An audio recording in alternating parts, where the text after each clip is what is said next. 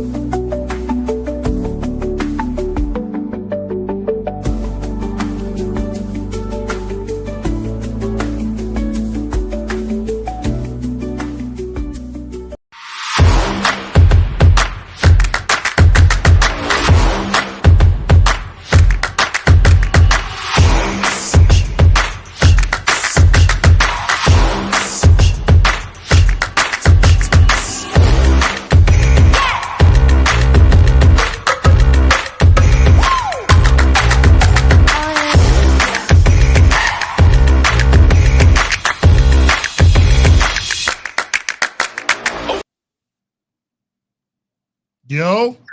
Hey there. You just appeared, girl. I'm like, okay, look at you.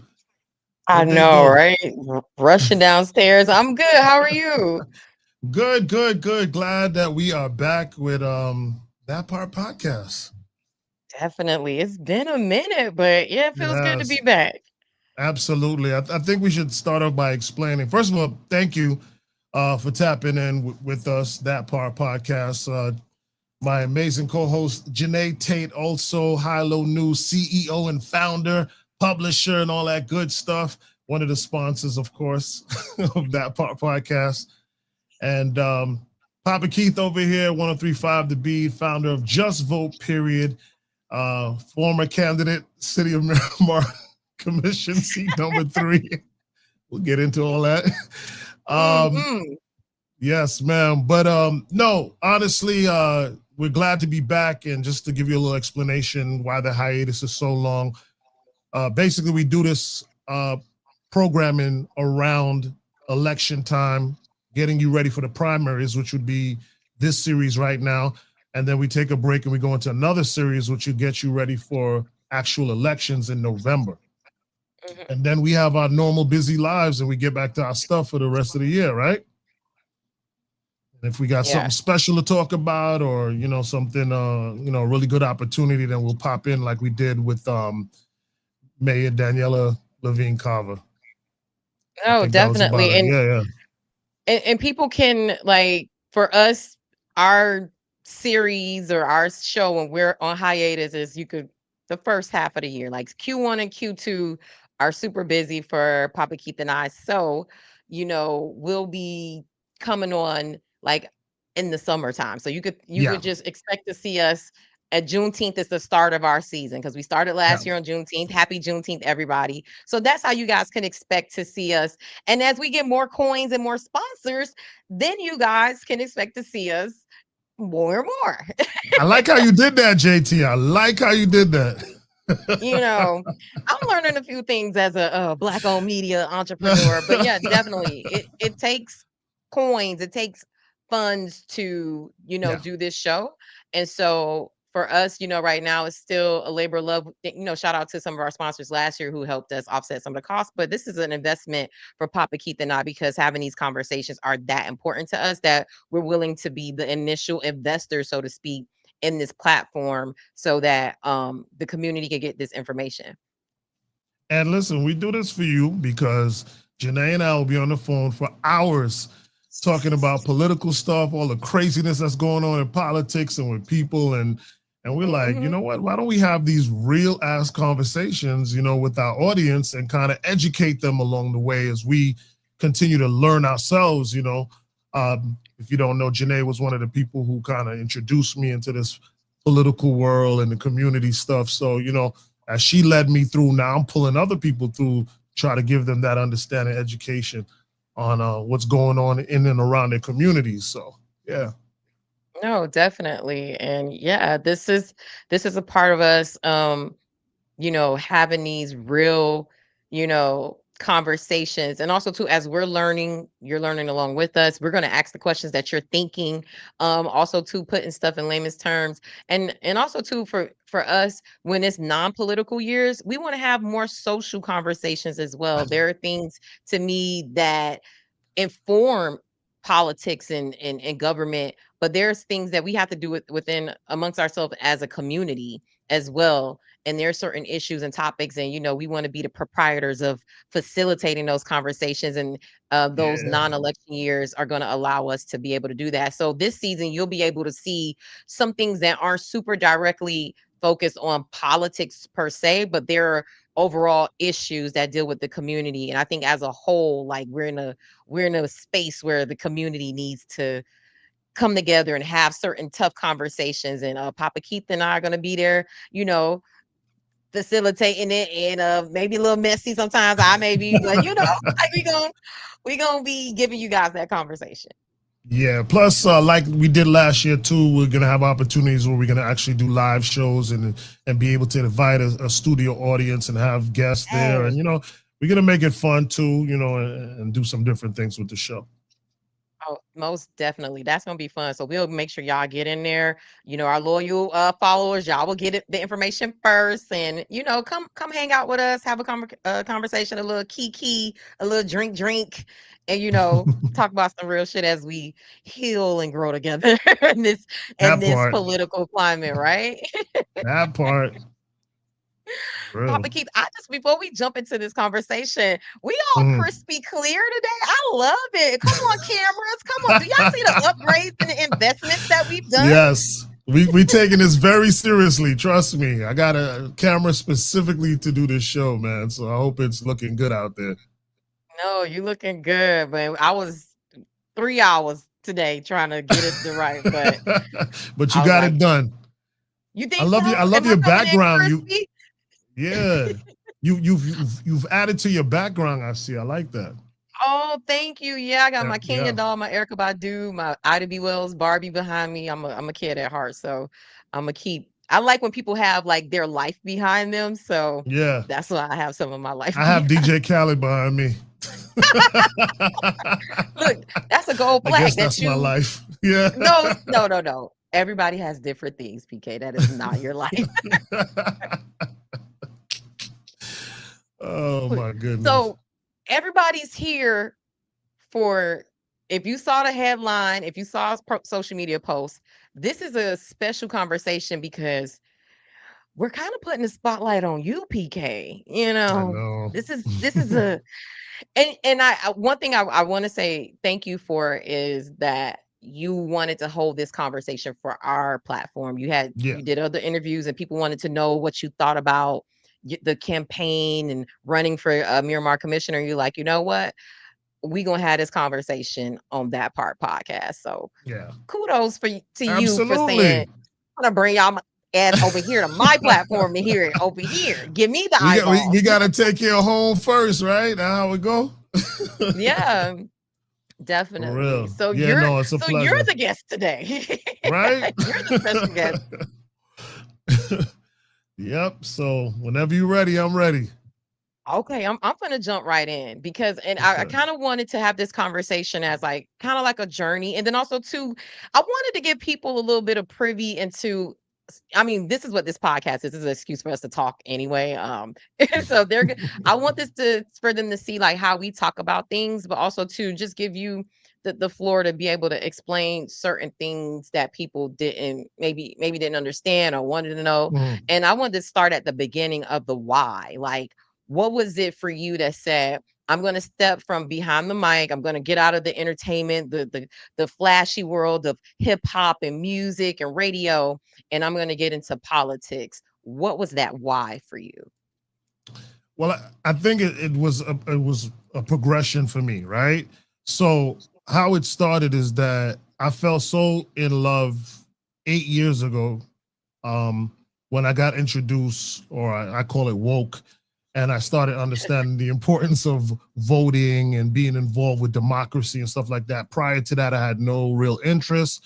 I voted for Barack Obama twice because he was black. I thought my vote didn't count or matter.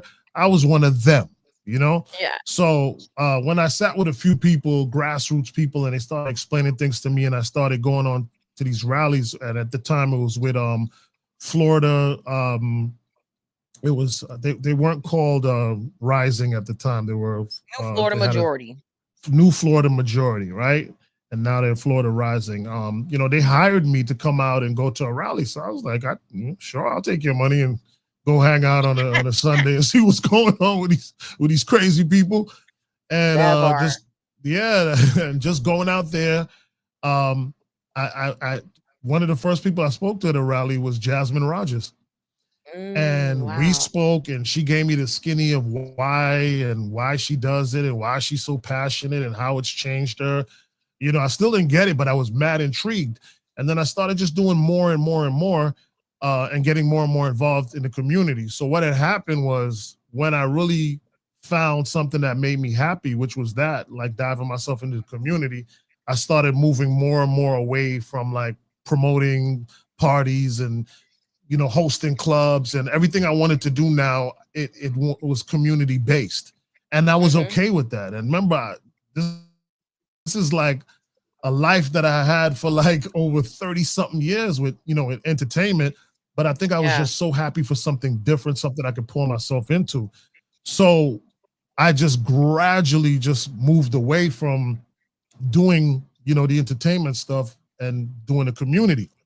Now, my job on the radio is an extension of that. You can do it both ways. You can be like the party guy, or you could be the super community guy. So I had never been the super community guy, so I kind of moved in that lane and still maintain my presence in radio, So the why for me was like, to me, interviewing over, and this is no exaggeration, over 1,000 community leaders, Barack Obama, people doing things in the community, from Phil to Valencia Gunder, and just soaking in all of their passion and knowledge. It moved me. It really, really did.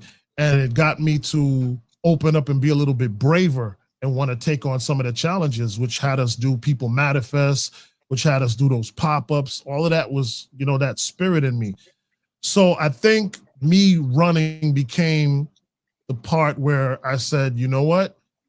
I've made all these examples to people about why they need to put into their community, but how can I show myself and people that we can do even more? And the reason why is because I started realizing, with all the events that we were doing, People Manifest and all the different things, we would reach a ceiling. We would still need to talk to government officials to be able to get things done, and then I became frustrated because after every 2 to 4 years, I would have to deal with someone new, and I would have to start all over again, introducing myself and telling them what People Manifest has done. And it became very frustrating, and it kills the consistency of how you provide these things in the community. You don't want to take these things away from the kids. You don't want to take these things away from the community. But if you're not aligned with that elected official, it can affect that. So me moving into that space, huh? No, I'm saying, yeah. What'd you say? You. Can you hear me? So me moving into that space, yeah, I can hear you. Me moving into that space now, I felt would give me an opportunity to make real life changes that would be effective beyond my years, you know? Because like I felt like the stuff that I'm doing with People Manifest is cool and it's great and it's impactful, but it's not legacy changing.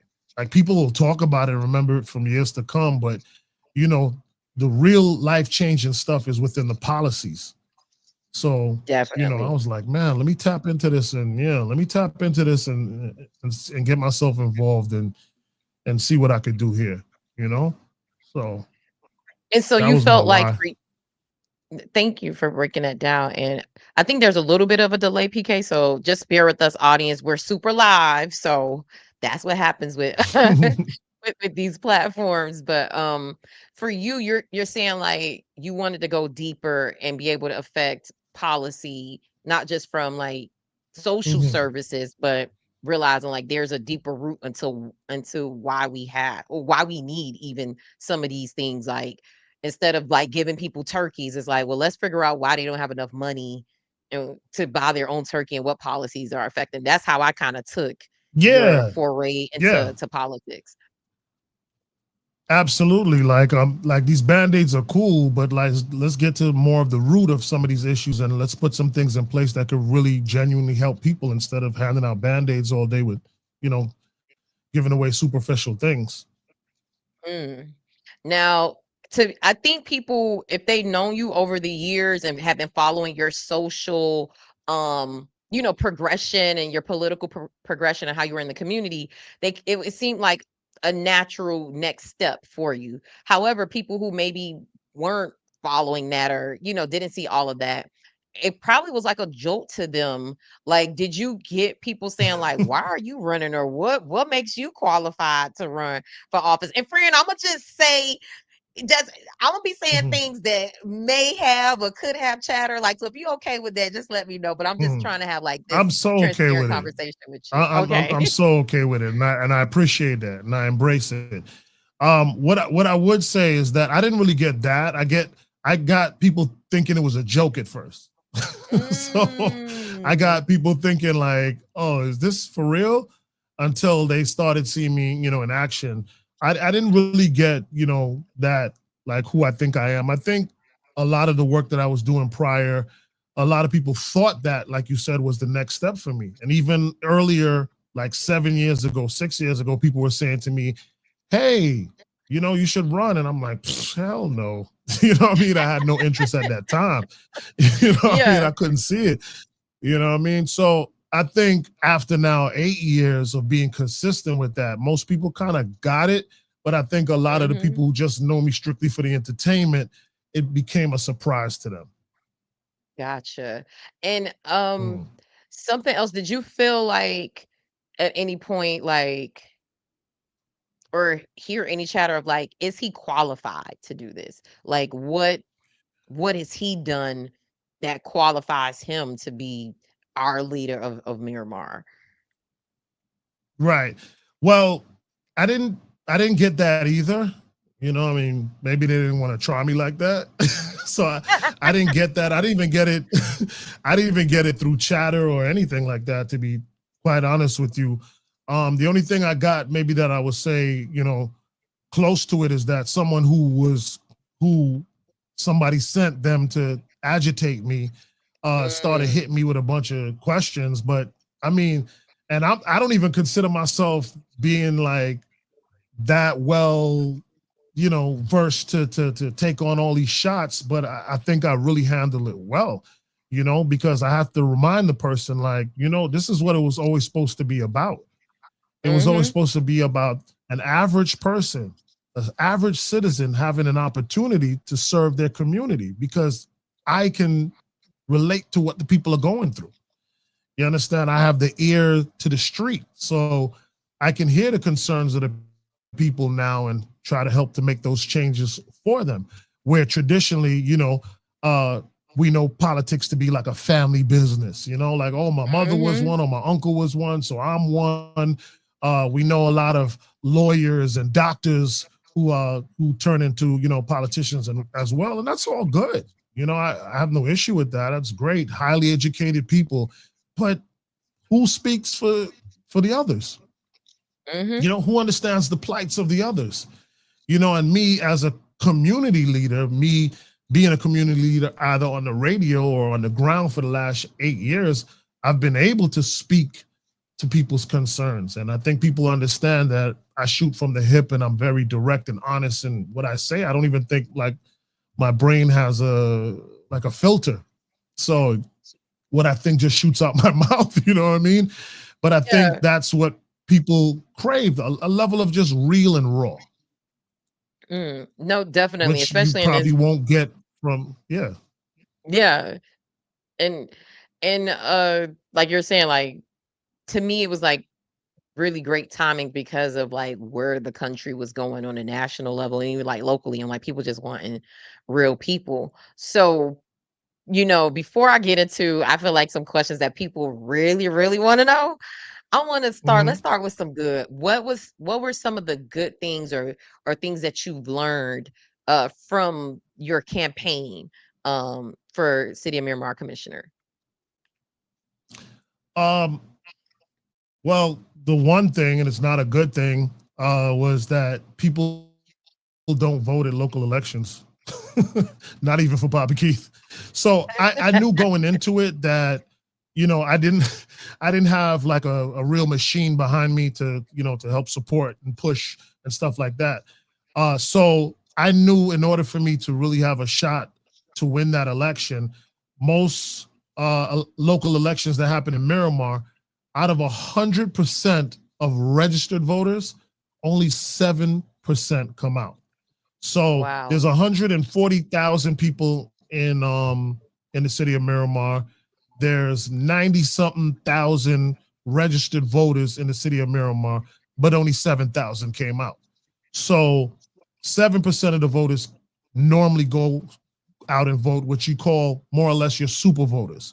So these are mostly your older citizens. And I knew that me, with my name, it would help me more with a younger crowd, but with the older crowd, it'd probably mean little to nothing. So I would have to try to get that 7% up to at least a 10 to 12 to be able to win that election. So what I did realize is that people don't come out and vote at local elections. I mean, I feel good that I got some people to really come out, that voted for me, but on a grand scale, people don't come out for local elections. And that's a sad truth. But what were some positive things that came out of this? Like, what did you learn? Like, was there anything good that came out of this? No, lots good. I learned a lot about myself. I learned a lot about my family and friends. Me being in a position where I've never had to, I rarely ask people of things. I'm more of a doer, whether it's because I'm an Aquarius or my nature or my mom, I just want to do for people. And I feel uncomfortable when people want to do for me. So having to ask people to donate was a tough thing for me. But when I got into it, what was the trick I used to actually feel better about it? What? I said, you know what? If my kids donate to my campaign, then anybody should be able to donate to my campaign. That was my mentality, So I asked my kids, I don't care what it is, just please make a donation to my campaign. And once they did that, I found it easier to ask people for money. Really? That's just the way it worked out. What was that For real. What was that like? Like, what were you thinking? What was the reason that made you feel like okay with it? Like, was this like if they could give, anybody can? No, more like if I'm gonna ask my kids for coin, I could definitely ask you for coin, because probably my kids is the one people that I won't ask, for. Yeah. I won't ask them for money. You know what I'm saying? I'll ask my mom, my dad, you, but I'm not going to ask my kids for money. I'm not going to ask Kiara, Christian, Jasmine, Janaya, Isis, Zahira for money. I'm just not. You know what I mean? So for me to be like, yo, I need y'all to contribute, it allowed me to feel like, well, if I could ask them to contribute, then I could ask anybody. Gotcha. Like the one group that I'm like, I don't feel comfortable asking. Right.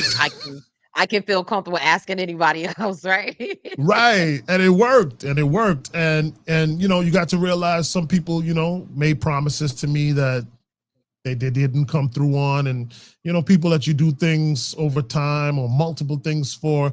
So it allowed me to create a new list in my life.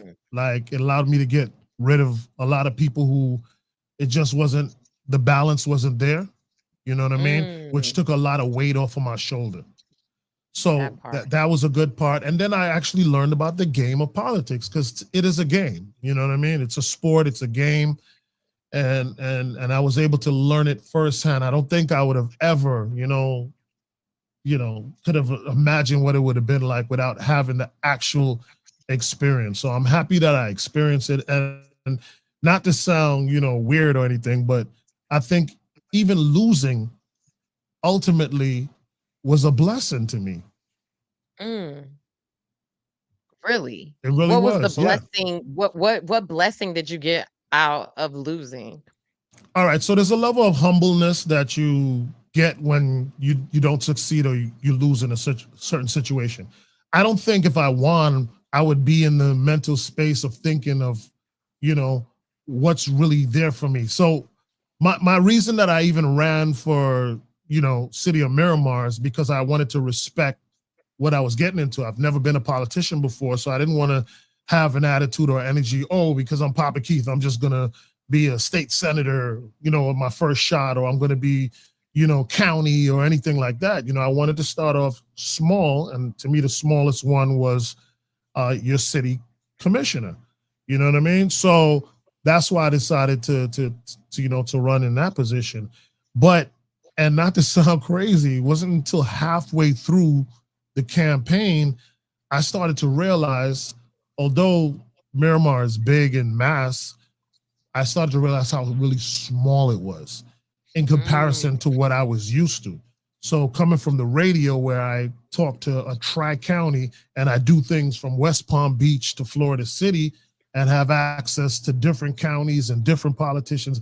So now all of my energy, all of my focus, all of that stuff would now be narrowed down to just Miramar. And also too, in a way, you couldn't even take advantage of the fact that you have that tri-county reach. Like, it had to be a concentrated effort. Yeah. Yep. And even if and even concerns of like doing the People Manifest, like, damn, if I don't do it in Miramar, like, how's that gonna look? How are my constituents gonna look at me if I do things for other cities and work with them, even as a radio personality? So when I say a blessing, that was also one part of it, to be able to just understand that.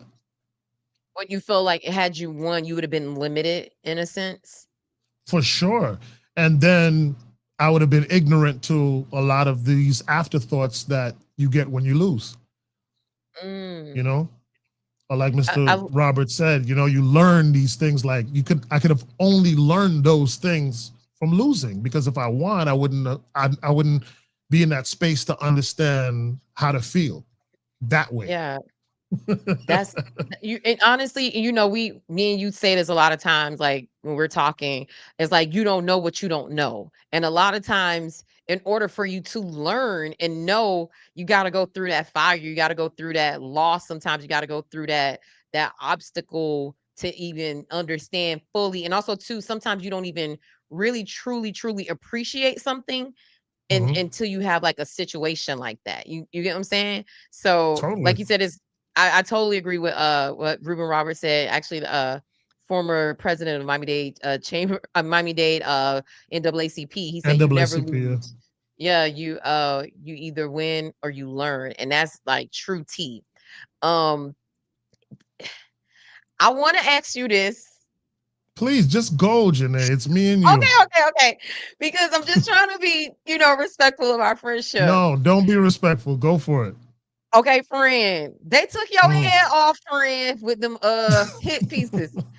They can't, friend. They was jabbing you like Tyson in the 90s. I was like, oh my gosh. Okay.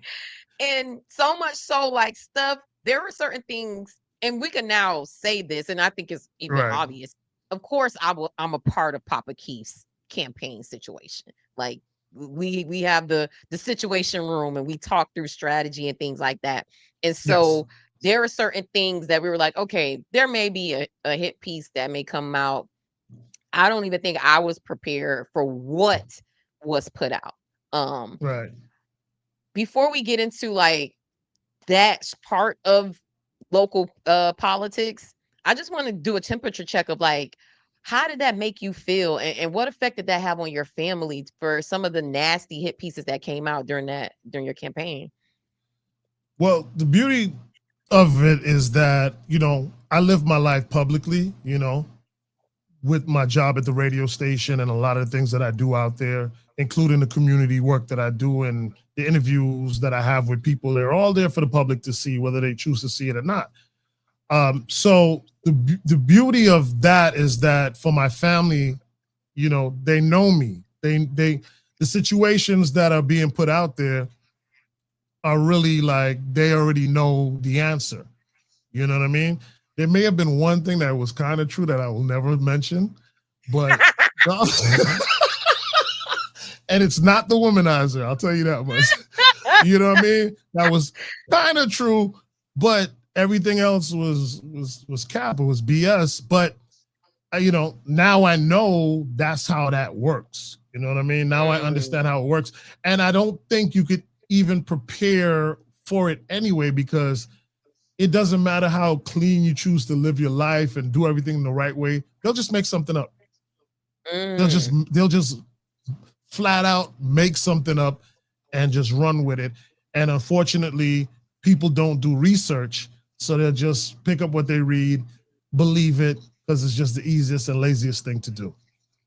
Wow.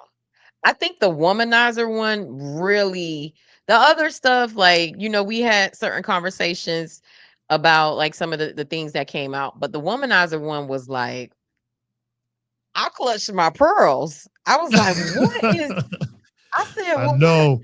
What's going on? But the comical thing about even that one and how they chose to do it, if you just really paid a little bit of attention, not even a full attention, if you paid a little bit of attention of the picture that they posted where they called me a womanizer, right?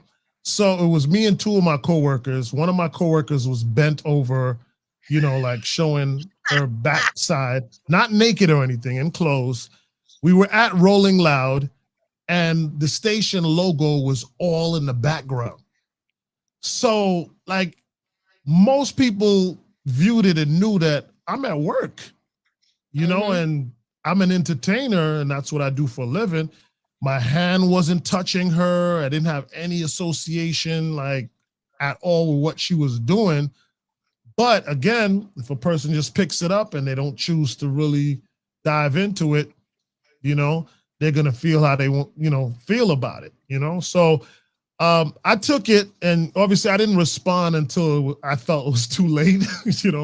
I responded to all the allegations literally the Friday before election, which, in hindsight was too little too late. But I think I didn't even do it I didn't respond based on the campaign. I responded based on me and making sure I set the record straight, and people who are investing their time, money, and donations and things in me.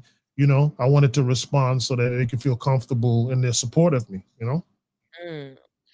Do you feel like, looking back, you should have hit back? Because, inside chatter was you wanted to run a clean race. You didn't want to hit below the belt.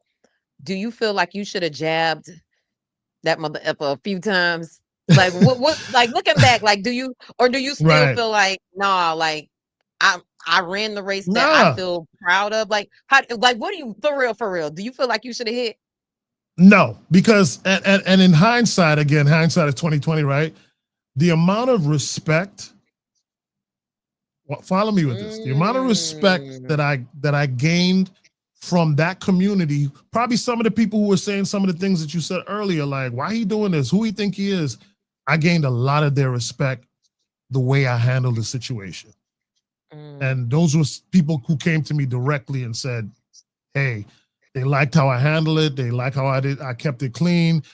They liked my concession speech and how I was humorous and, and cool and all of that stuff. So that to this day has helped propel me, because now those people have formed like a circle around me where they want to like protect me and they want to see me move forward in this space. You know what I mean? And some of these people are very powerful. You know what I mean? The other part of it is that's why I called it a game. If you notice, I said politics is a game. So you have to treat it as such and not get emotions involved. At least I'm good at that. Not a lot of people are really good at controlling their emotions, especially when they're being hit below the belt. I'm really good at it, right? I can manage it. I can take it. And the thing about it is that if you understand it's a game, then you understand that like it's not personal. Although it's personal attacks, it's really not personal. It's like I decided to step in this arena. So if a sword is thrown at me, a lion is running at me, expect anything once you step in this arena. If you don't want to be digged up or called a womanizer or lied about or whatever, then don't go in the arena, because that's what they do in that arena. You know what I mean? So you can't knowingly go in there, know the threats, know what comes with it, and then be like, oh, no, So I am happy I held a clean race. I did it because I knew there were a lot of young people that were watching my moves and what I was doing. You know what I mean? I even recruited a few high school seniors from Miramar High, and and I had some endorsements from some really respectable politicians. So I just didn't want to be in that space. Now, that was just one time. That's over. Now that I understand, moving forward, now that I understand how this works and everything, I said I was going to run a clean race. I did, but I'm not making that promise again. Promise you that. Look, the way you already know your tribe, and a lot of us is women of color, we was like, give us the word. And you already saw me. I went at it with somebody publicly. You did. Everybody know, don't come to me about no PK BS. I don't got into it in public and private with people before. But honestly, too, I looking back, I do respect the fact that you did that. Me covering politics for as long as I have, I knew what was coming. I've been a part of articles where people's domestic violence situations came up from 20 years ago and stuff like so I knew something would happen. But I also too respect the fact that you're like, this is the issue that people have, that y'all not talking about the real issues. You want to go into personal stuff that has nothing to do with any policy that you would pass. You know what I'm saying? Right. And to your point, you're like, a lot of stuff just it wasn't true, or is exaggerated stuff, or like pulled out of context, like a picture of you at work. Like you work for a hip hop station that's super Gen Z millennial, like, yeah, I'm at Rolling Loud with my coworker. Yeah, she's gonna wear something like that. That's what people wear. And so I respect a lot the fact that you ran the race you did. But by God, a couple of us wanted to get in there and jab the fuck out of some of them. Sorry, excuse me, mommy and everybody else. But we wanted to jab it because we know your heart. We know what you do. We know the sacrifices. We know stuff on real levels that people will never know. And so some of the hits just felt unfair and just unnecessary. I was just like, all of it. I'm like, is he running for governor or commit? Like, you wasn't even running for mayor. You was running for commissioner. Well, here's the beauty, and we got to give a little context to what you're saying. So besides from, when she talks about hit pieces, they send mailers. So there were about, I think, four mailers that went out that were considered hit pieces. And then there were about 4 videos that went to people's phones. with actual videos of me wearing a Trump hat and all different kind of stuff. And then there were radio commercials on my station, which I couldn't be on at the time because of FCC rules. When you're running in a campaign, I had to take a hiatus off of the radio. So while I'm off of the radio, they're running commercials, calling me a liar and a this and a that and the other on my station and on Hot 105. They planned it during your show hours? Of course, it was running all day. So, and listen, look, I would do something like that too, though. it was smart on their behalf to go that route, but it was overkill. So what the overkill did, to your point, it really just popularized me even more. So I got more support, more people who didn't even know I was running. Because remember, when you run a radio ad, it doesn't just run in Miramar. It's running from West Palm to Florida City. And so it just really leveled me up, So it's just, that's why it doesn't make sense getting emotional on a lot of things.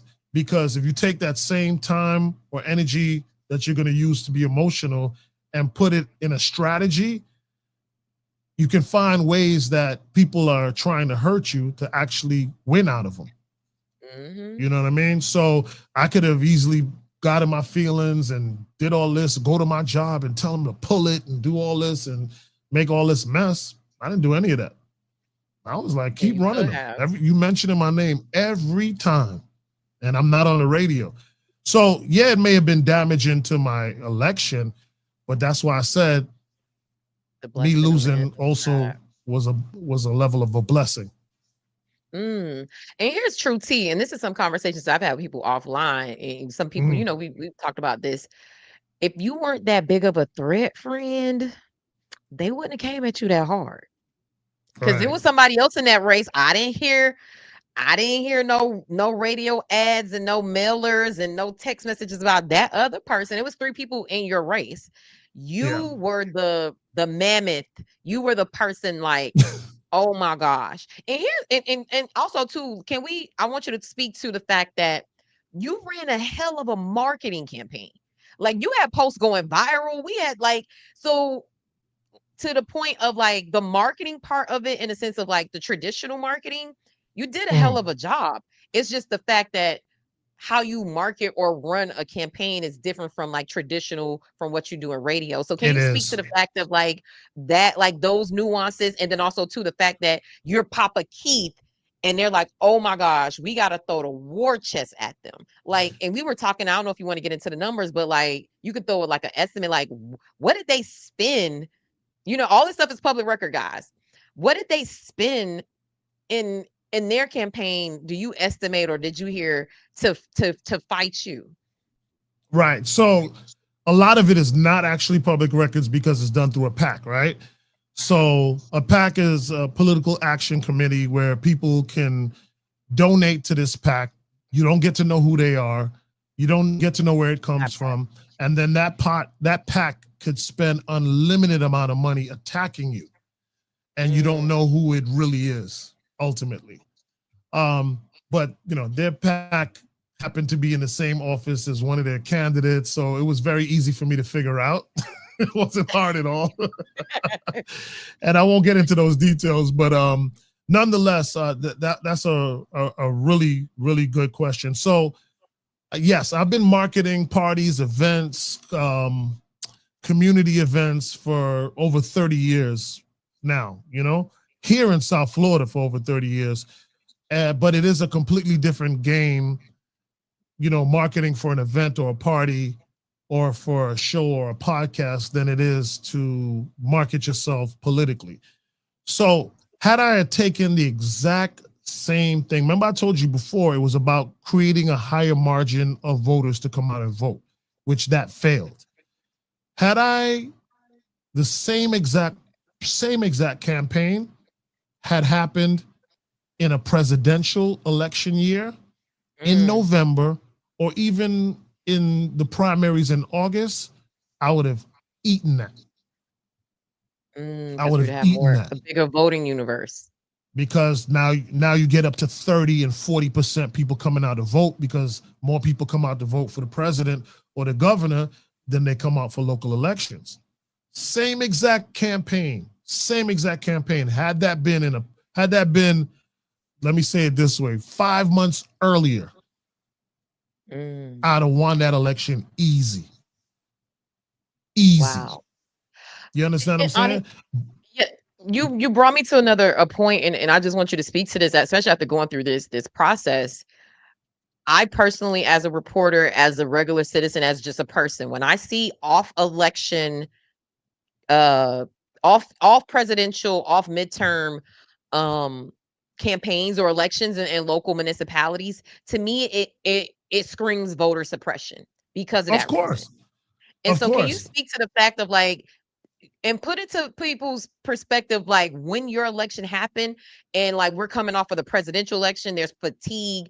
Like, can you speak to the fact that it was a March election and how these things are, to me personally, this is me personally speaking, I think those are designed for voter suppression. So can you speak to that and how, like, you kind of spoke to it, but just like give them a little bit of meat and potatoes on that?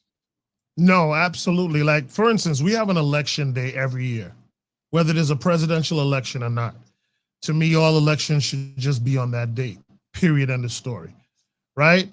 But, you know, that's something people have to vote on. That's something that could take years to happen. So, yes, people were exhausted after the Trump and Kamala Harris. They were exhausted of seeing flyers. They were exhausted of seeing campaign signs. And then here we come, really technically, because we started campaigning in January, here we come 2 months. Yeah. So after you have already had your Thanksgiving and your Christmas, boom, top of the year, here I am with a sign, hey. And you like, yo, my man. It's like, didn't we just do this? Yeah. What you doing? Yeah, and then especially if your people ain't win, you like sour. You really ain't trying to like hear anything. So, you know, I said to that point that I probably ran in the worst opportunity and time that I possibly could have ever ran for anything. You know what I mean? So, and then not knowing the lay of the land, how things work in Miramar.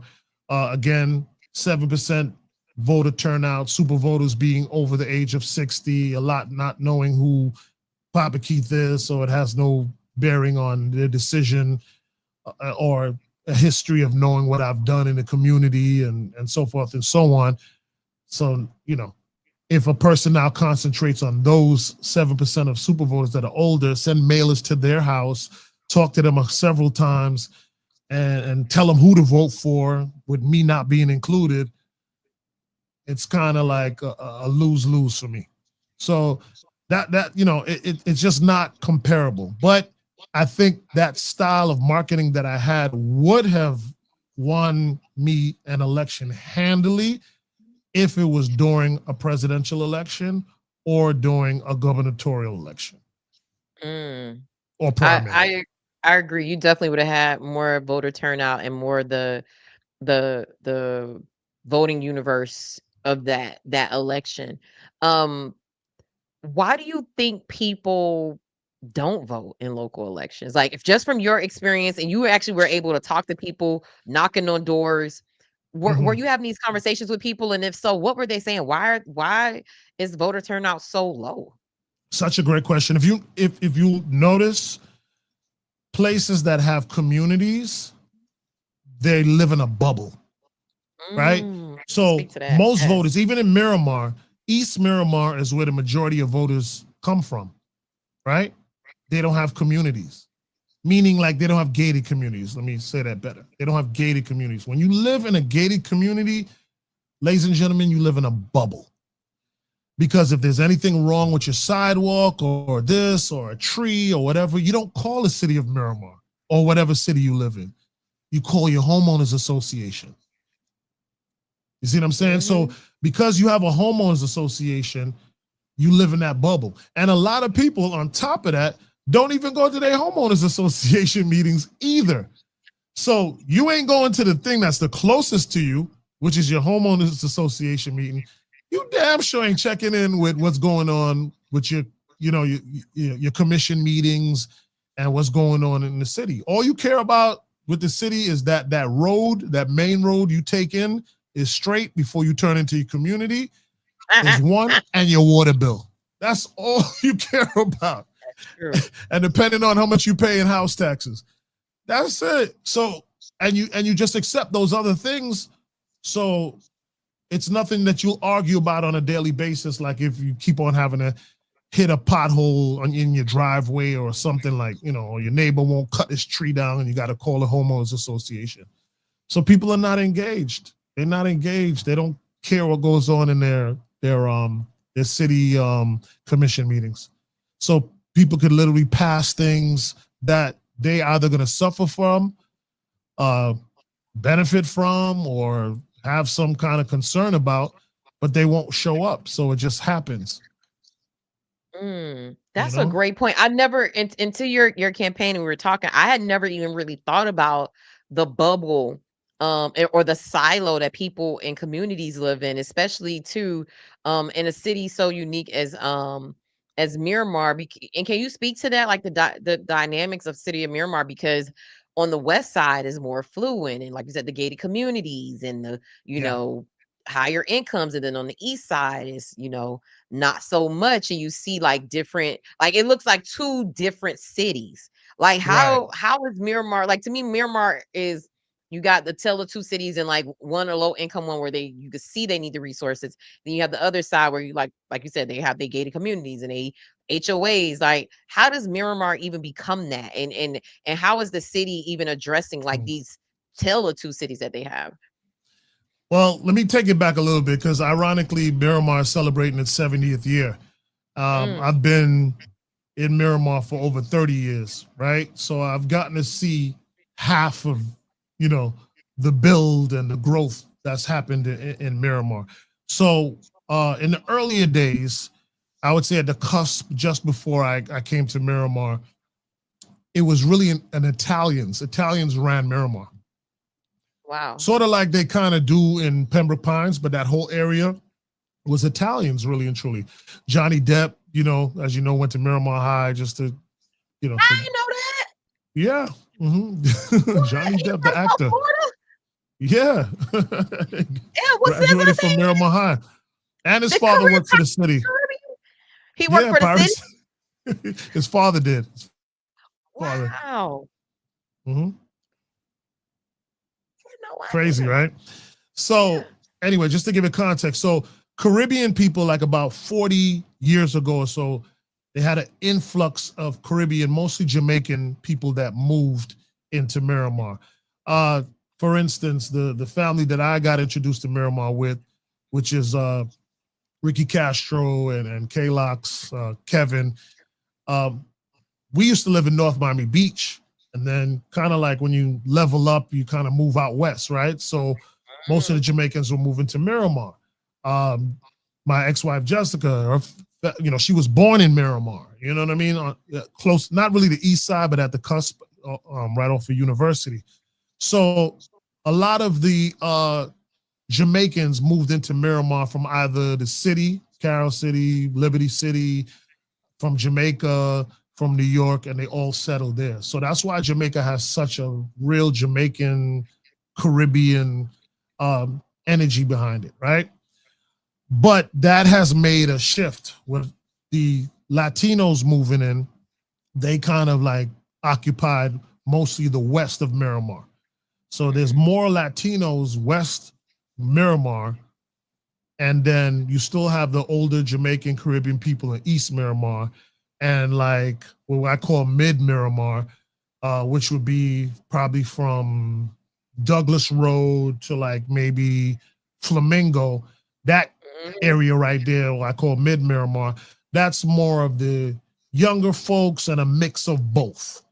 That's where like the new people go. Like people who just graduate from college, starting their life, got one kid, that kind of energy. A lot of apartment buildings over there, a lot of condos over there. So that's what that middle area is like. So it's really a melting pot in Miramar, but what's happening in Miramar is that there's an influx of Latins and Haitians that are starting to increase more than the Jamaicans.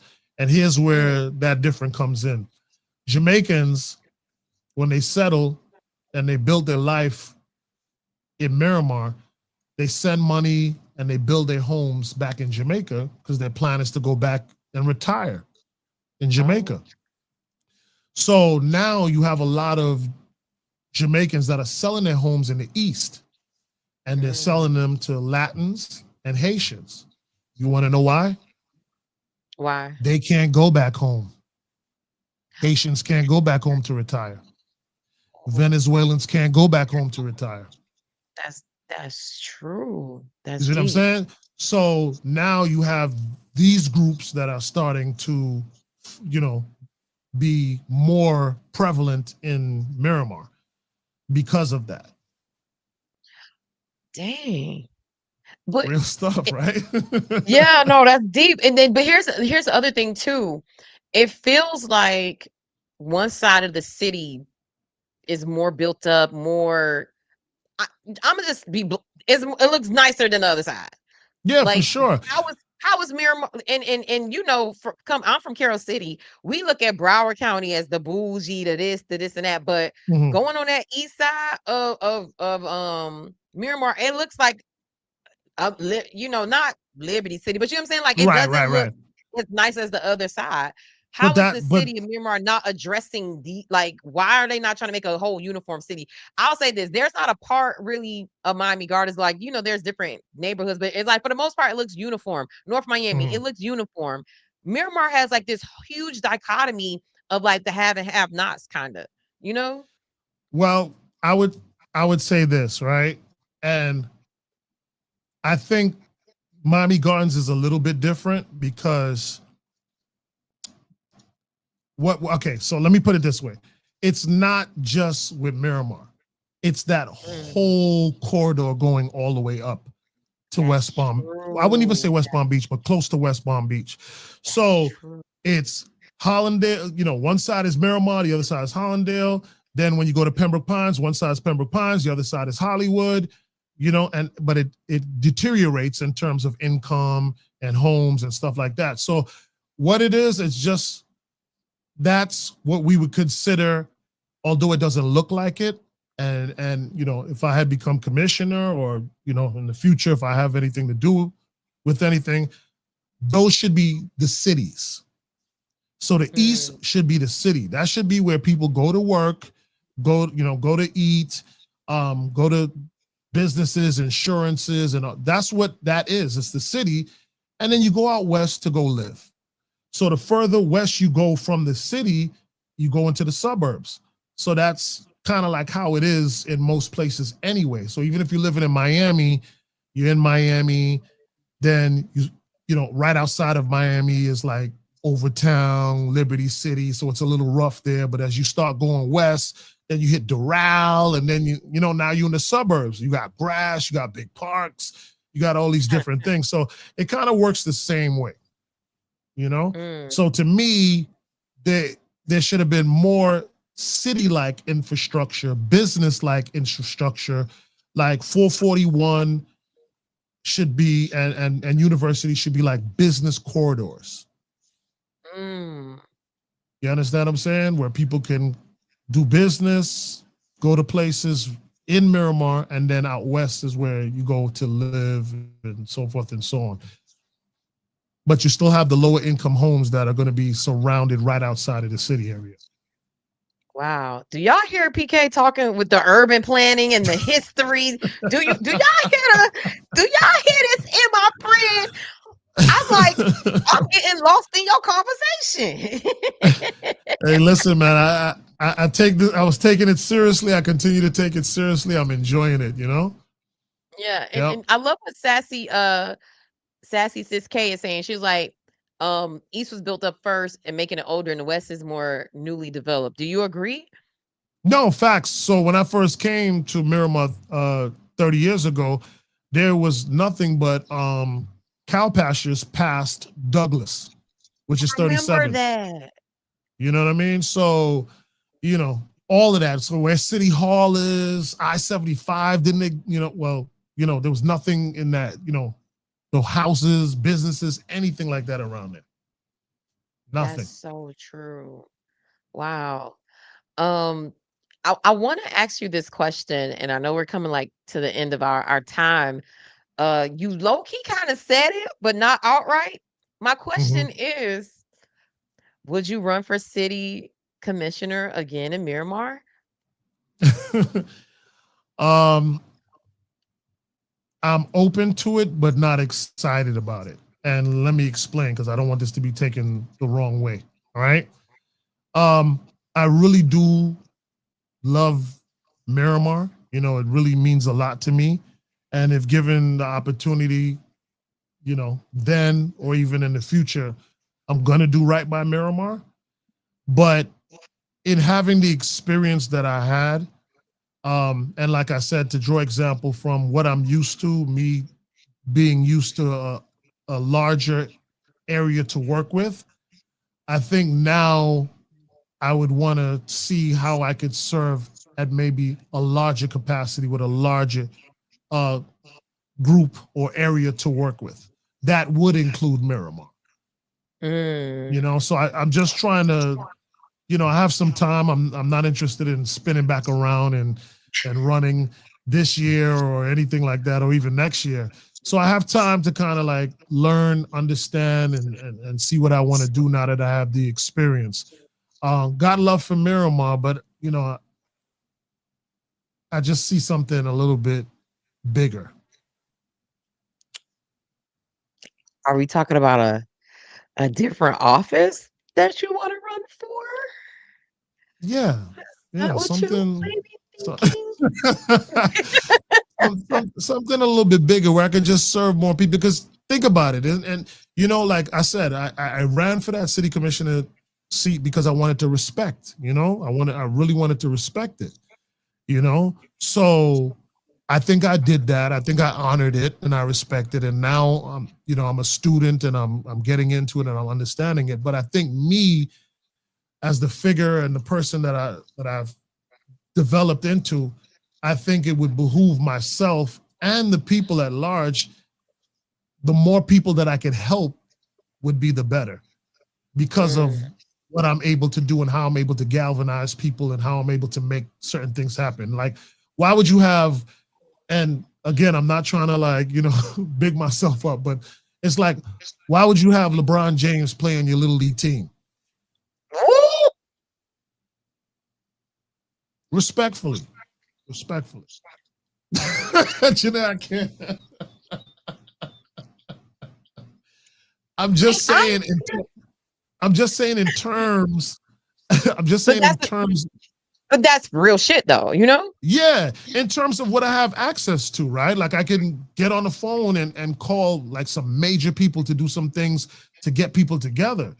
So why would I just want to? Why should I just limit that to Miramar, where maybe it could be Miramar and Pembroke Pines and Miami Gardens and Hollandale and West Park? Boom! Now you all could get this. PK for everybody, PK for the people. Look, I actually feel like the sky's the limit. I feel like just all the things that you learned, like I don't know what you're going to do next, but I'm excited and I think whoever your constituents are going to have a gem of a public servant. I don't even like to say politician because of what Thank you've you. learned, because of what you're putting into it and the heart that you like have for it. Um a lot of people don't have that. One thing I will give you too, and this is low key a hit at people. Um, this ain't your, you don't need this to be cool. And a lot of people, Okay. and I want to hear your opinion on that too, because I Hmm. think that's why they came at you so hard. You don't need this to be cool. Like you being that dude, right? You don't need this to get, if you was, we know, I know you in a committed relationship, but you get what I'm saying? Like people use this to get beat, women. People Right, use right, this right. to get status and to be popular and to, be on the stage. What Suge Knight said, all in a video, dancing. Like you don't you don't need this. And to me, I feel like when you have somebody who is self-made, who comes from who's been around big celebrities, hang out with them. That's their friends. You got them in your cell phone. Like, you can stay focused on the work at hand and not get caught up in the, oh, I'm finally getting attention. Oh, this man, this woman, this person talked to me. Oh, everybody loved me when I walked through the Publix, through the Winn-Dixie, through the Fresca. Like, you don't need that. And I feel like that's also too a huge distraction for a lot of our local politicians. They want to be Beyonce. They want to be Jay-Z instead of doing the work. Can you speak to Right. that point too, or is that something that you thought about as you ran, like as for your run for office? Well, again, note we've had this conversation and we haven't mentioned any names or anything, and I love that. I I would definitely took a say few that shots at a few people. I would say I got to see it. So when people are not used to attention and they get it, you can see how they change. You can see how their energy, and it's not natural. It's sort of like this, that like this goofiness, you know what I mean? And so I was watching that because, you watch, when people run, you be like, first of all, you're not doing anything. Let's just be honest, like, especially if you have a machine behind you, you didn't raise that money. You're That not ain't coming that from your cool. pocket. Like, that ain't It your, ain't coming from, yeah. You ain't yeah. put up no sweat. You ain't put in no sweat equity, or you ain't put no money up. You got a machine behind you, cool, and all of that. But you actually believe like you're doing this. Like in your brain, you actually believe that, yeah, I am that B or that N. You know what I'm saying? And it does cause you to become a different person. It does cause you to kind of shift. And then people's need for power, Mm. it'll make them stab their brother. And in this, I had a brother that stabbed me, not literally, you know what I'm saying? But I had a brother that stabbed me in the back. You know what I mean? And I stood in the paint and didn't waver, regardless. And even when I was being stabbed in the back, I took it. You know what I mean? And never showed face or nothing like that. Because for me, I like to do my stuff neatly. So I'll show you how it feels at the right time with the right and perfect opportunity. You know what I'm saying? But in the meantime, it's all love. It's all good. You know what I mean? Yeah. But for me, you see a lot of that with the politicians because most of them, keeping it real, are pretty nerdy or whatever the case may be. And this now gives them that level of attention. And we're even getting to a space now where, because of the machines, and when we say machines, we're talking about political action committees or people who are funding people to be in these positions, or politicians, they're starting to get an influx of unintelligent people, because they're going to direct them and tell them what to do and when to do it and how to do it. So now we're realizing, and you'll see it when you watch the news. I was just watching Tucker Carlson talk to, what's the guy, the senator in Texas? Ted Cruz. Oh. Ted Cruz. And it was saying, well, how many people are in Iran? Why you want to get rid of Iran? And I watched Jasmine Crockett ask, like her fellow Senate floor members, just like some of the simplest questions that they don't have answers to, that they're not educated on. So it's like, you're puppets, So we got to like clean up some of this puppetry that's going on in politics right now and get rid of some of these fake people and non-real people, or people who are into it for the real reason. I mean, for the wrong reasons, and get some normal people in there that's going to just have common sense, and make common sense decisions and not allow money, power, and influence to make them stupid. I think, something, and just to give a connection to Just Vote, period. I think one of the larger issues is the fact that people are ignorant to the process of being civically engaged and how government actually works. It's Yeah. it's shameful and embarrassing that 7% of the voting registered voters in your election voted. Yeah. That's that's that, and it's almost like, would you let the a small group of people make all the decisions for how you would live in your house? Like it, like I don't understand how people do, like how they're okay with that. And I get that I'm a little bit more into this stuff than the average person, but I think that's a part of the problem too, is the fact that we are waiting for Superman, and we're saying, "Hey, what can, like, we're looking at them and say, "Hey, we going to do this for you. I got your back. I got your back." When it should be in reverse, where it should be like, "No, I'm putting you up. What you going to do for me? And if you don't do this for me, you're going to lose your job." And I think that's a part of the issue too. Like, to me, and that's how you have these cult of personalities and people who aren't as intelligent, and why we have certain policies and things in places, because like we're not involved. And I think your race showed that, like, in real time, in a real Right. situation of like, look, y'all, 7% out of you said 90,000 people who could vote, only Mm-hmm. 7,000 voted. Yeah. That's Well, I mean, crazy. listen, we got to get past people being excited by the low hanging fruit. Like,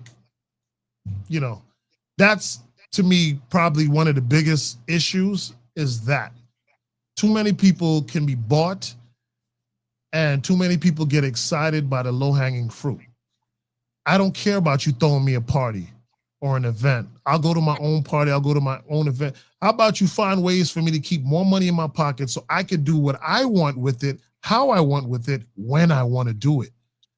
But people get excited about free concerts. They get excited about these parties and these events.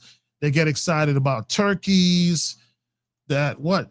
You stand in line for 4 hours sometimes, just generally speaking, people for turkey drives. And the turkey's $20. You could have made that. It's You could have went and $20. worked and made and made the money to go pay You for see what that. I'm saying? But it's just the brainwashing and this mentality of like, yeah, it's, like you need somebody to do for you. No, give me opportunity. Give me opportunity, or show me how to get that grant even, or, show me these different type of things that are going to help me in the long run, and not these, what I call Band-Aids, because those are just Band-Aids. And people are have gushing wounds right now, and need serious help. And you're I putting think, Band-Aids. yeah, and I think that, do you agree, and you could speak to this, do you feel like people should be leery if people just want to give them band-aids and not solutions and not ways to empower themselves? Like, can you speak to that as well? Well, I would say it's multifaceted, right? Because I give away turkeys. You know what I mean? I do these things as well. Not So you I don't just want took a shot to. at some people and you do it too. No, but here's the difference. I use my money or Big Al's money and do it.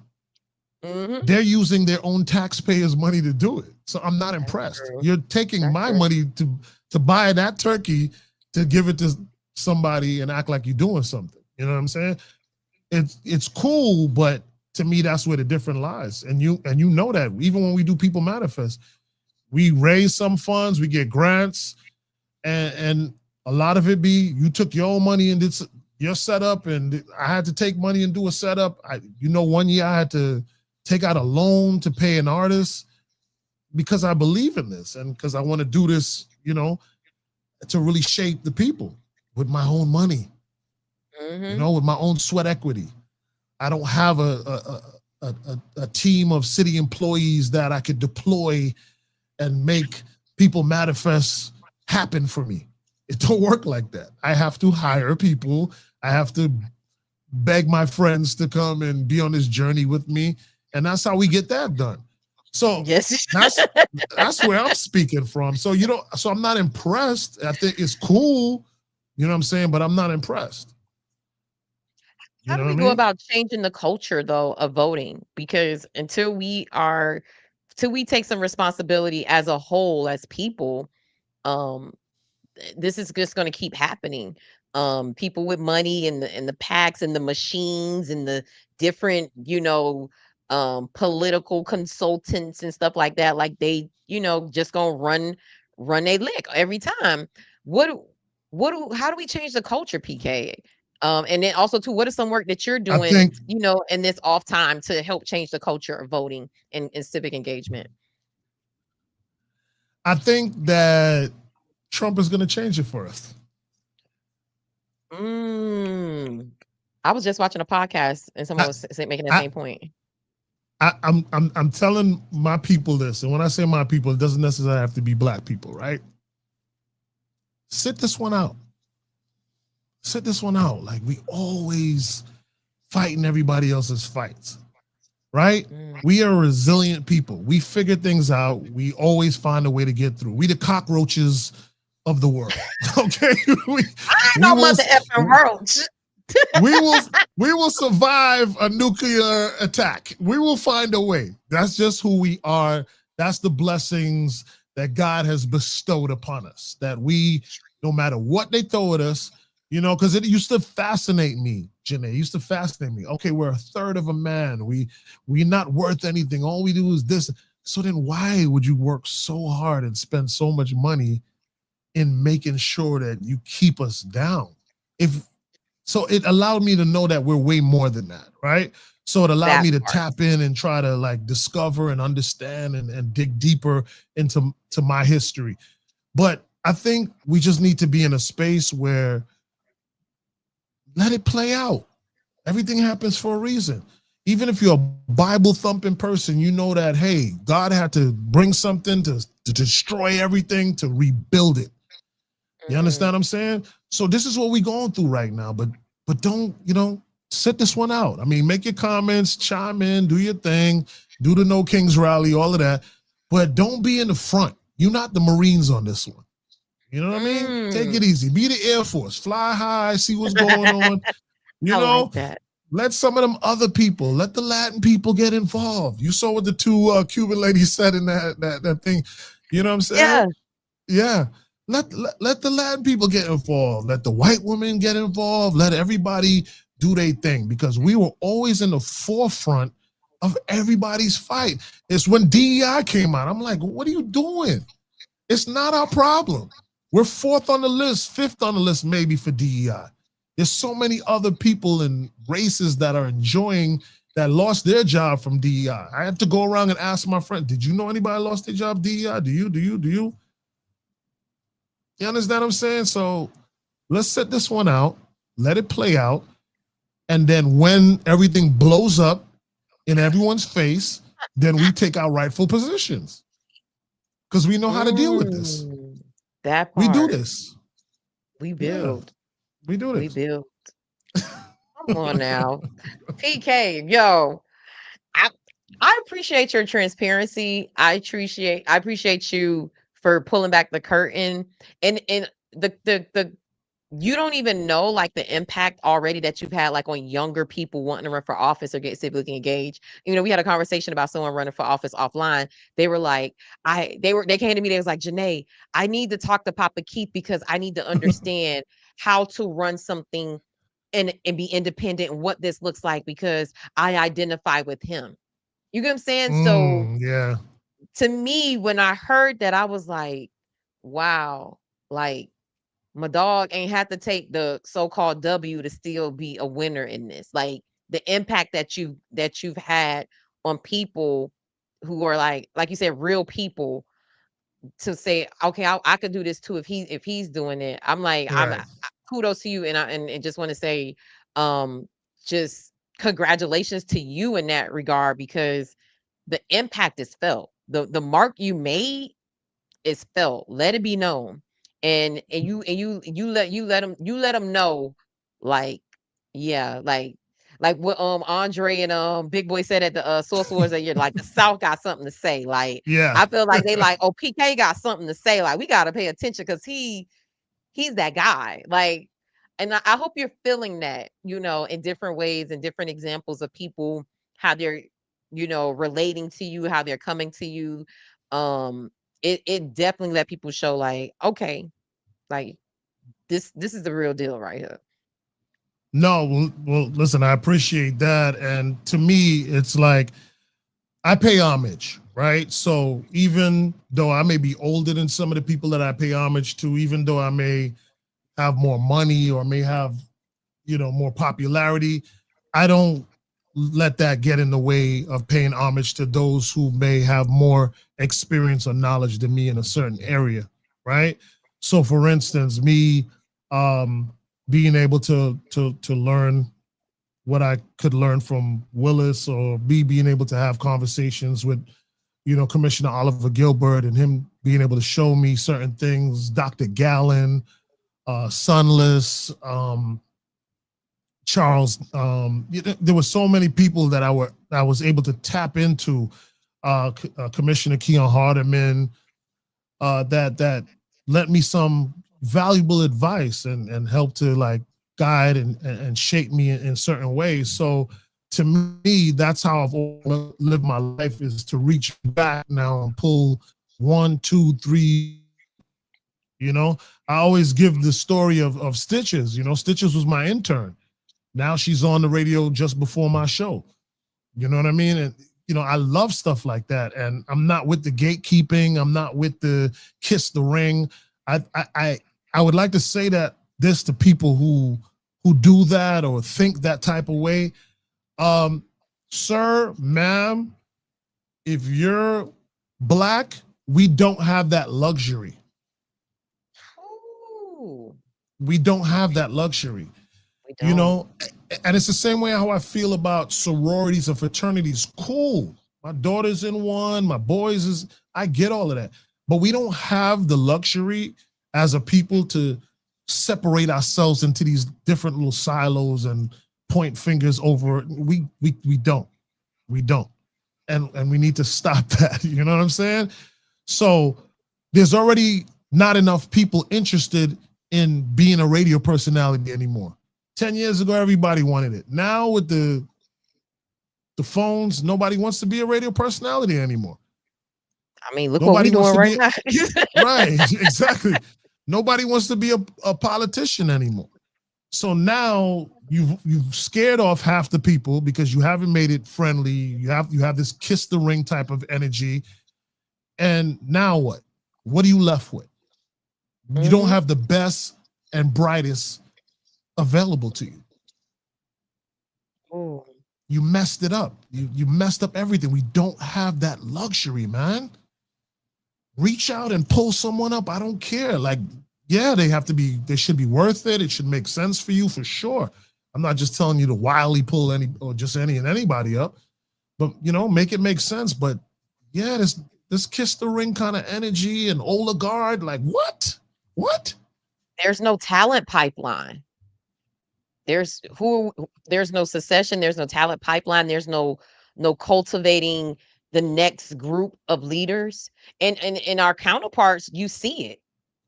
I remember this one year was a picture of like all of the white, I think it was the White House or the Senate interns, and everybody was white. And it was like they're making sure that their next generation of people are coming into power. And I also feel like the theory of we get it so late, we want to hold on to it. So we want to be 70 and be the nigga and be the man and be the woman and 80 years old and 100 years old and still want to be that girl, that guy. You messing up the pipeline. And I'm going to give you a perfect example that I know you're going to know. The pipeline gets clogged in 2028. That's when you're going to see the shit show. Everybody and their mother up for election in 2028. So you're going to have 15 people looking around at 5 positions. We'll be here to talk about it. 2028. Remember I told y'all that it's going to be a doo-doo show with politics. Of course, we're going to have a new president for sure, hopefully. But it's going to be crazy. It's going to be crazy. It is. It is going to be crazy. But PK, man, final thoughts, like before we get up out of here. Like, first of all, like I said, thank you for your transparency and breaking this down for people. And I hope you're inspiring people to run for local office. What are your final thoughts? What do you want people to know about, especially this local process? What do you want them to take away from this conversation? I think, like I said before, all that we're going through with, our current president, Donald Trump, is going to slowly get people more engaged and involved. I think a reset does need to happen, and I think he's going to be able to provide the reset that we need.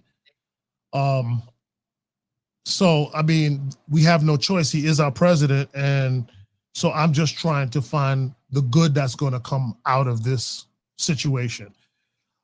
So I think people will get naturally more involved with local elections and just elections in general as we navigate the next 3 years. What I would say is that I'm going to fight for in any way that I can to get local elections moved, and petition for people to have their city election moved to election day, to a November, to even maybe an August is also cool, when you do the primaries, and get rid of these elections all year round, really. It doesn't make sense for the SEOs, it's kind of crazy. But literally every month we have an election in South Florida. Mm-hmm. Yeah, in some city somewhere, we have an election every month. Wow. So, that's something I would push for. And I guess in a general sense, I believe in people. And once the people believe in me, it gives me an opportunity to really pour back into them and shine a light on them and let them know, who they can be, what they can overcome. I started doing it on my radio show by opening up the platform to interview people. As you see, I probably have the most, I don't know if I have the Guinness Book of World Records for the most interviews, but I'm close. Oh my I literally do. Wow. Yeah, I literally do. Poor Sassy. I literally do. And my former producers, Annie and Kai, and, and different people who've helped me, Carlos. I literally do. Right. I literally do at minimum 2 to sometimes 5 interviews every week, Wow. because I believe I was put on the platform of radio to give people the opportunity to let their voice be heard, to be the voice of the voiceless, and that's kind of like my monarchy, if you, so to speak, so, this step for me, I just feel is just the ultimate opportunity for me to actually be the voice of the people on a level that's really going to create some legacy changes for them, their families, their kids, and the future. I take it very seriously. I respect it a lot. I actually enjoyed it.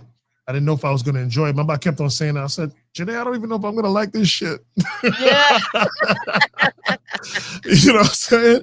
So, people thought I was going to, I quit the radio. That was never an option. The position is a part-time job. So I would have kept my radio show and done it. I just couldn't be on the air while I campaigned. But, having the experience, I really enjoy it. And I'm looking forward to running again. Not sure exactly what for or when, but, Janae, you'll be the first to know. And I'm excited to see what I can really do, for the people on a whole, And I'm very appreciative, of your support and a lot of people that's in this chat who really supported me and given me opportunities and guided me and gave donations and, and everything to allow me to live my dream and to have this experience and go on this journey. Because Lord knows I've taken y'all on many journeys. Many a journey. So thank you for continuing to go on these journeys with me, but I will not disappoint. If you pour into me and anybody that knows me, self-included Janae, if you pour into me, I'll make sure you don't regret it. I can attest to that. I can attest to that. Yeah. But that's a leader though. You get us to jump off the deep end right with you. I talked to Annie, I talked to Jessica, Alexis about it. We be like, we be working so hard, but as soon as he called, we like, all right, PK, how we gonna make it work? Okay, PK. And on that note, I was having a conversation with someone today, and I was telling them because Sassy's been working with me since Kai left, and she's been doing a phenomenal job, in such a short period of time. She just caught right on and been pretty amazing. And then I have an intern that's been with me also, and so it's women. And I said today, I said, you know what? I've always worked well with women because there's just no egos. When they see that you're serious, they support you. And, I just really enjoy working with women, they just really are the best. Really and truly, like they are. They really, really are. Yeah. So I'm sorry that y'all have been underestimated for so many years. You know what I mean? But you guys are really, really, really, really amazing to work with, I appreciate that. And you are amazing to work with because of like how you amplify women and you don't reduce us and you put us in leadership positions. And then also too, when I first met you as well, like I was in my 20s at the time, and you were also too working with younger women, and it wasn't on no weirdo, nasty pervert shit. It was like, I'm going to put you in leadership positions, allowing us to take lead in certain spaces and certain rooms, also to checking people who don't respect women and us in certain spaces. And so you're definitely somebody that walks the walk and talk the talk, like, and it, like, for real, like you are like, yeah, like working with women, and especially women of color, minority women, you're like, yeah, this is what I do. And we hold you down. Like, women of color hold you down in a way we be holding you down. Okay. Like I told you, some of us had our side conversations when they were sending them hit pieces. I was like, we had a whole plan in place. PK, you don't even know. But not even give us the word. but not even that. Just your nurturing ways, like working with y'all. Yo, did you eat? Like every female on my team would ask me, like, did you eat? Did you do this? Did you just remind me of stuff? Like, even like Sassy, I'm like, how do you know to remind me of that? You know what I'm saying? You've just been doing this for 10 days. Just the way how y'all think and that nurturing way that women have is just really priceless. And just for men out there, they're amazing to work with, but you got to respect them. You know what I mean? And that's another thing, when I work with women in that capacity, like I don't mix matters. You know what I mean? Because, that's where everything gets ruined. You know what I mean? You just got to respect them. And it's crazy that all the women I work with are beautiful. Y'all all like, y'all all 8, 9s, and 10s. Let Kevin Samuels tell it, but y'all all 8, 9s, and 10s. All of y'all that I work with are bad. You know what I mean? But it just makes my team look dope. But and you don't think guys be like, yeah. Nah, it's not like that, bro. Like they do their thing. It's not because they look good that they work with me. Like, no, we're smart too. Yeah. And on they shit. You know what I'm saying? And doing their own thing, because that's big for me too. I don't even want you just to be with my stuff. I want you to have your own stuff, and let's empower each other. And let me build, while you helping me build my stuff, let me help you build your stuff. That's the way it really needs to work. But that's a whole nother podcast. That is a whole nother podcast. and you've allowed me to build some like lifelong friendships, like Annie and Jessica Still and all, and even bringing in my girls like Alexis and Tammy and Tiffany Ramos. Like, we all, like, as stressful as People Matter Fest is, the part I love the most is working with the group. Like, that is the part that gets me like, okay, I'm finna go see my people, and we finna have us a good powwow. But yeah. We could, like you said, we could go on and on about that. First of all, somebody talking about no 7s in your group. Maybe 1. First of all, PK, is all right, that not be me? I just know that. No. I better not be the one. I'm being an idiot. Oh my gosh, PK, this has been an amazing episode. I hope the people, got something and learned something from this. And yeah, thank you again for having this conversation. So I'll let you wrap us up and take us Yeah, home. man. All right. Well, thank you for joining us on the first episode of series 3. Just a quick reminder, we do series, so we're gonna have 8 episodes. So we have 7 more after this. Expect us to talk to some local politicians, some people who may be running for governor. We may even tap in with some influencers. And like Janae said, we're going to try some different things too that will connect with the politics, but it may be through music, because there's politics in music and other genres as well. So we may tap into all these things just to keep the show interesting and fun for you. We appreciate your support. It's very important that you like and subscribe and then spread the word. So I know you're tapped in with us, but could you share it with like 3 other people? And you could still share it now because they can watch it afterwards. So even if you share the link right now and we end in a little bit, they can still see it's there and watch it. Really appreciate the support and just spreading out the word. Again, this is a labor of love, but we're going to push through and continue to do it. So if there's opportunities to get any support in any kind of way from y'all businesses or people who that will appreciate what we're doing, we're open to that. Just hit up Janae and she'll handle that stuff. Yeah, we're excited to be back. We keep getting better and better with the show. As you can see, our cameras are tightened up, the lighting and all that. My mic sounded better this year, you know what I'm saying? I'm suited and booted. Yes, well, you always had a good mic. The audio, you don't play with the audio. That's kind of my thing, right? Yeah. So please make sure that you follow Hilo News, Hyperlocal News. That's Janae. She founded that. She's a publisher. It's really the best way to get quick and easy information about things that are happening in South Florida. Entertainment-wise, political-wise. Shout out to Derica. Oh my gosh, you're on the beat reporter. Totally handled the ABFF and other events that are happening and giving us like the inside scoop and doing the interviews. I mean, y'all have leveled up in like such a short amount of time with Hilo News. It's like truly nonstop entertaining and like y'all like low-key like TMZ to me, you know what I'm saying? Y'all my TMZ at this point, you know what I'm saying?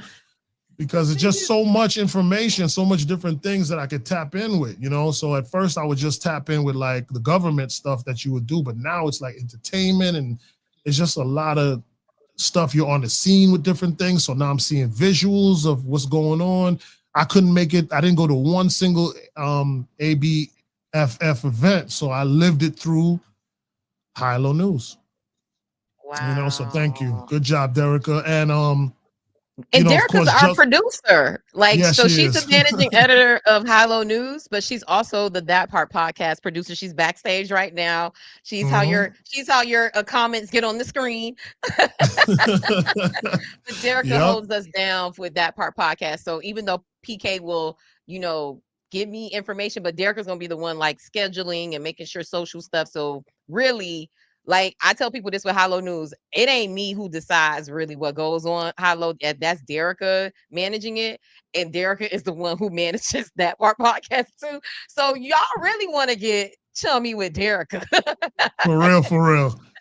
Like, don't send them people my way. But she really is running the show right now. She's a hell of a job. Shout out to Derica. Great job. And that's my baby sister. We share DNA. So I just feel extra proud that I get to do this work with her. She's part. Yeah, man. And of course, Just Vote period. Sorry, you wanted to add on? Oh, I was gonna say, how can people follow you? So okay, Just Vote period. Listen, this is a way how we activate with the young folks and get them involved with democracy. And but we're taking a different approach. Again, it's just me learning and understanding things better. So I did have it in hiatus while I was campaigning, and we are launching back after Juneteenth weekend because I'm going out of town this weekend to visit my dad. But when I come back, then we're going to be back activated with Just Vote period. We're going to be at brunches, festivals, carnivals. We'll be at all different kind of stuff. But now we're actually going to be registering people to vote. So we weren't doing that before, but now we're actually going to register because we're trying to see if we can get 50,000 of our youth registered to vote in time for our gubernatorial race in 2026. Right, Janae? Yes. Look, you talking about these events, and my wheels are turning because High Low News has started this year. Well, we actually started our first activation at People Matter Fest last year, but now we're doing more this year. So I'm like, oh, what can we collab on? What can we do together? Everything. Let's just do it. If I kick down the door, I'll bring you through. You kick down that door, you bring me through. Well, you already know that's how we get it. And remember, we could offer them advertising and all that stuff too. So let's figure that out, JT. Well, laying me up with the advertising while we got people who wasn't. Y'all, the way we're able to do this is through advertising, sponsorships, and also to eventually with monetization. So like and subscribe. Liking us live allows us to be able to be boosted up in the algorithm for YouTube. Also, too, the first tier for monetization on YouTube is 300 subscribers. So our goal is to get to 300 subscribers, that first benchmark, so that you guys can do super chat. So people watching can give us donations live as we're watching. And what those super chats will do, it will highlight it for us so we can see your comment first. But it's also a way for you to show us love. Y'all know how like at church, a lot of us are, we bled like this, right? And we're the funky Daniva. So y'all know how I give the collection plate. You like what somebody's saying, you throw some money up there. If you're a different type of person, when you go to the strip club and you give tips, it's similar to that. All right. So whatever spectrum you on. And with super chats, you're able to give us live donations that will help us with, production of the show. Like I was saying earlier, this is a labor of love. This is an investment for Papa Keith and I, because we believe in this. We take time out of our very busy weeks to be able to do this this show and produce it. And so any support from the community works for us to be able to offset those costs. But I know the day is coming when this is just fully, monetized and advertising the sponsors. But I would say get in early, y'all. Like the rates are good. We reach a great audience. They're engaged. And so I think y'all want to get in now with it. And so if you want that, you can reach out to me and PK directly about it. If you're interested in being a sponsor of our live events, if you want to be a sponsor and be a presenting sponsor or activate at our live events that are coming up, hit us up. And we'll definitely be having more information and putting that out there on our social media channels and through Hello News and Just Vote period on ways that you can sponsor and be a supporter of the show. So take advantage of the audience that we're building early on, and say that you were there first, Get in early with us. That part. That part. Well, this was great. Thank you, JT. I know we went way over time, but it's glad to be back. Part of me doesn't even want to leave, but we'll be back next week. This is like kitchen table conversation. This was a intimate conversation with our loyal followers. And you were able to kind of have this to me was this. We needed to let it cook. It needed to simmer a little bit on the stove. Yeah. Good work. Thank you so much, Janelle. I appreciate you. No, thank you. Let's leave this on the screen. Yes, subscribe, like, share, donate. Thank you, mommy. Thank y'all for watching. Hey, Miss Tay. Shout out to my mama watching too, my whole family. All our family watching. Hey, y'all. Yeah. Mishibo. Thank y'all. We'll see y'all next week. Same time, same place.